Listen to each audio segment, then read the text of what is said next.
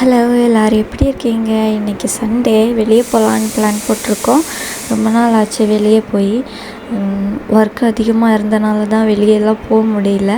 அதனால் நான் வேலைக்கு கிளம்பிட்டோம். இன்றைக்கி எதுவாக இருந்தாலும் போய் நமக்கு பிடிச்சது சாப்பிட்டே ஆகணும்னு கிளம்பியாச்சு.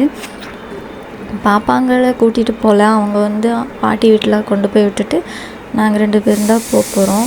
எப்போவுமே அவங்க கூட்டிகிட்டு போக மாட்டோம். ஏன்னா அது வேணும் இது வேணும்னு கேட்பாங்க. நைட்டுக்கு வந்தால் அவங்களுக்கு வயிற்றுக்கு சேராது. அதனால் நாங்கள் மட்டும்தான் எப்போவுமே போவோம். அப்புறம் கிளம்பியாச்சு. நல்லபடியாக ரொம்ப நாள் ஆசை நிறைவேறிடுச்சு. அவருக்கு நேச்சோஸ் சொல்லியிருந்தார். நான் சிக்கன் பாப்பஸ் சொல்லியிருந்தேன். சூப்பராக இருந்தது சாப்பிட்றதுக்கு. இது பெரிய பெரிய கடையில் போனால் கூட இந்த டேஸ்ட் இருக்காது. ரூபா கடைக்கு போயிருந்தோம். அங்கே நிறைய விளையாட்டு பொருள் இருந்தது. அதெல்லாம் கொஞ்சம் நேரம் எடுத்து விளையாடிட்டு அப்புறம் கொஞ்சம் சுற்றி பார்த்துட்டு வந்தோம். இந்த இது எப்படி இருக்குது, கடை எல்லாம் குவாலிட்டியாக இருக்கா அப்படின்னு பார்த்துட்டு வந்துட்டோம்.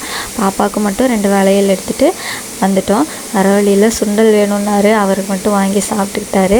உனக்கு என்ன வேணும்னு கேட்டேன். எனக்கு பருத்தி பால் வேணும்னு சொன்னேன். இன்றைக்கி ஃபுல்லாக அவர் தான் எனக்கு செலவு பண்ணார்.